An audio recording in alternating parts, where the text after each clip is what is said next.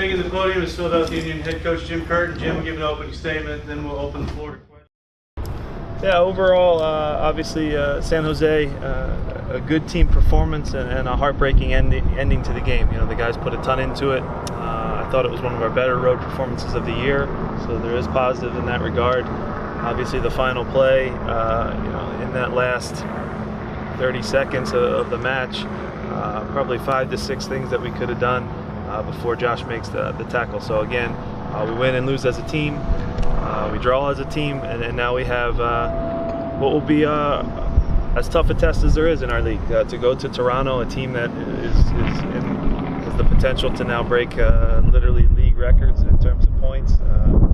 A great group, no matter whether it's their starting 11, their reserves.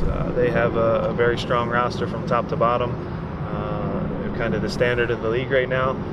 So we'll have to go in there with a group that has a belief and a tough environment to test yourself against the best in the league right now. So it's a challenge that I think our guys will be up for. Obviously a quick turnaround again to come back to Atlanta, but this is the schedule that we have, and we have to put fresh guys on the field and deal with it in a way that gives us the best opportunity to get points. Jim, what's the update on Andres? Andre will start, which is good. It's good to have him back. I think Johnny did an excellent job in his absence, but to have Andre, goalkeeper of the year, back, we've missed him obviously now for several games. Johnny again did a great job getting some points for us, but at the same time, to have Andre back in net is a good thing for the group. Keegan got some run on Saturday. Yeah. You'd said the chance might come, especially now with 3 games in a week. Right. But what went into it in the moment, and what have the conversations with him been like? Yeah, so Giuliano took a knock. Obviously, it caused us to change several things. You know, along the back line, switching right to the other side. You know, Keegan goes to the right. You know, a chain reaction. Again, you don't like to change your back four in the course of the 90 minutes, especially when they were fairly comfortable against San Jose. So again, a difficult one to do. You know, Keegan went into the game, had some decent moments. You know, on the penalty kick, didn't do great to help with Marcus.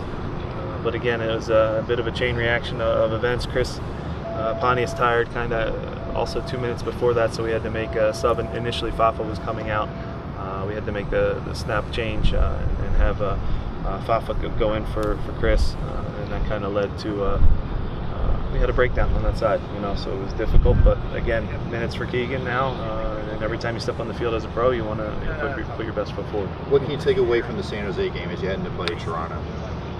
Again, I thought it was a good performance from the group, but overall, we, you know, in 2 goals, something we've done very well is closing the ball down around the 18-yard box, and in this game, we did not do a good job of that on both instances. The early goal in the 4th minute, 3 or 4 guys can make a play and make a tackle and don't, and then also on the leading to the PK.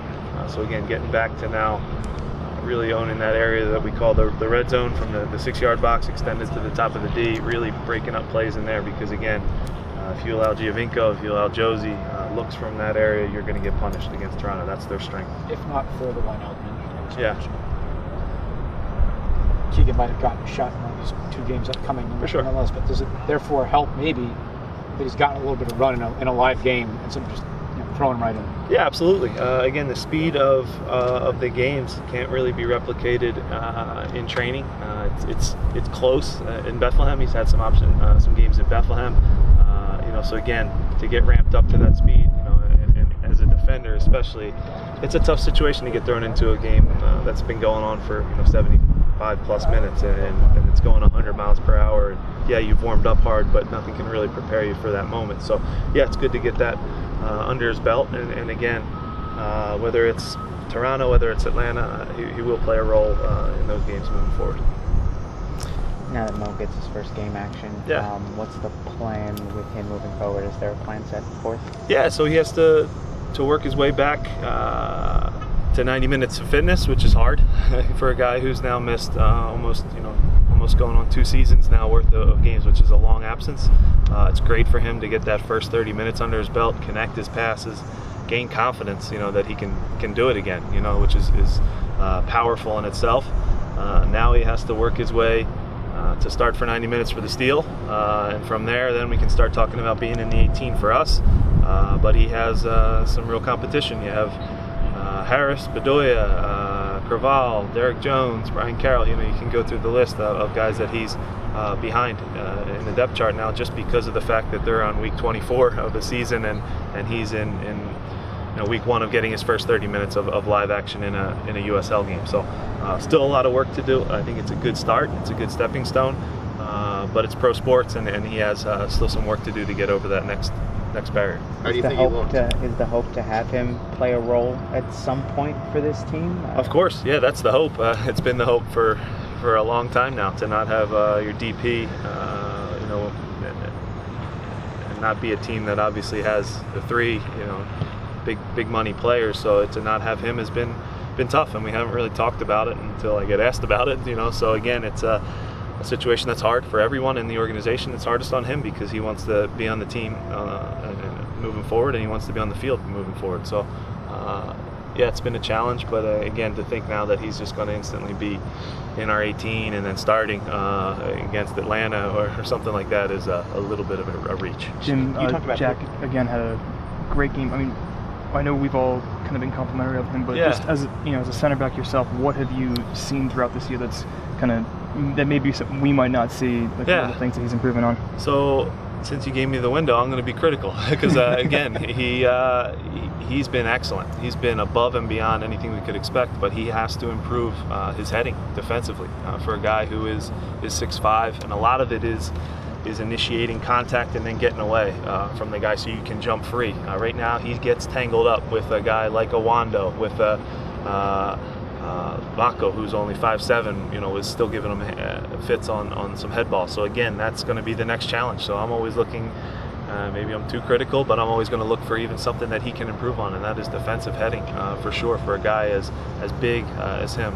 I don't think he's going to ever put on 50 pounds of muscle. I think that's unrealistic because there's certain body types, and that isn't going to change. We'll work with the nutritionist and in the weight room for sure. But his play has been excellent. Again, playing way beyond his years, playing against some of the top forwards in our league, and has been our most solid guy back there in terms of reliability, passing out of the back, making a big tackle, breaking up a play at the end of a game. He's becoming more vocal, which is important as well. So you're seeing him mature, which is a big step in his development. And he's been a guy that I trust. I really do. I trust him, and I don't have to worry about him when we pencil his name in the starting lineup. So I can't say enough about him, but I am going to say he's got to work on that defensive heading because, again, you always want to get better. You talked about the challenge of playing this team. Is this one of the best teams you've ever seen in this league, would you say, Toronto?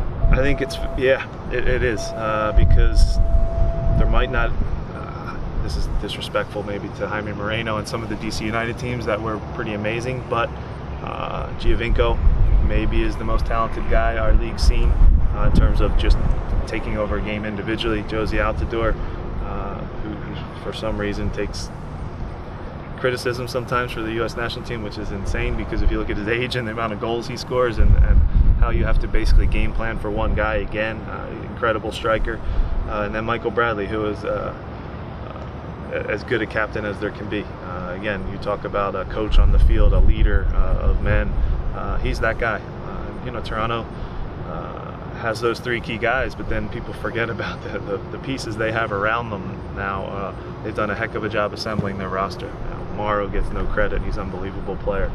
You could go through the list. Vasquez comes in and contributes. Delgado doesn't get a ton of love. He's just starting to, but is a really, really talented player. Drew Moore, that acquisition of an anchor at the back, because it still does come down to having good defenders. So the way they've constructed their roster and gone about it is impressive. They have a great team, a deep team, and yes, I know it's the Twitter world, and we have to talk about best ever everything, best eclipse, best whatever. I don't like comparing generations, because it always is challenging. But I do think that they are a special team. Certainly one of the, when you talk about the best in the league, certainly they are. They've shown it this year, and yeah, you can start the barroom discussions over best ever. But I get upset with those ones just because George Mikan is the top 50 basketball player of all time. I could be George Mikan in basketball. So again, it's like comparing generations is always a tricky one. That's just the way I'd put it. With Atlanta, what they're doing, not only with their first team, obviously, with their coaching staff, their scouting staff, their facilities, their infrastructure, how does this organization? You've talked before about how when everything's going right with the Union, you can run with any team like it. How does this organization, long term, compete with what Atlanta's doing? Yeah, well, Atlanta spent a heck of a lot of money. Toronto has spent a heck of a lot of money, and in some ways, I believe we have the role players and those pieces in place as it is. Is it a little bit different than maybe Toronto did it? Absolutely. But now, if you sprinkle in, because everybody does forget when it was Josie, Michael, and Giovinco, and there was a little bit of a struggle at the start. It didn't just click. Once they got those role pieces around them, it really started to take off. So again, maybe we're doing it a little different than them, and that we have all the role players in place, and then maybe this offseason is a time to make a move and add some real quality players, and it's a real possibility for sure. But again, the group that we have now can play with anybody. We have you go to all the facilities now and the infrastructure. We have a top facility here. We have a top weight room and amenities and that kind of thing. But now we have to take that jump on the field because you do see where the league is going. There's certainly these big investments of money towards players, and rules are changing, and there's going to be just more and more. It's getting bigger and bigger for sure. And again, we'll have to grow and have a big off-season coming up. Obviously, we have these remaining games that we want to still get as many points as possible.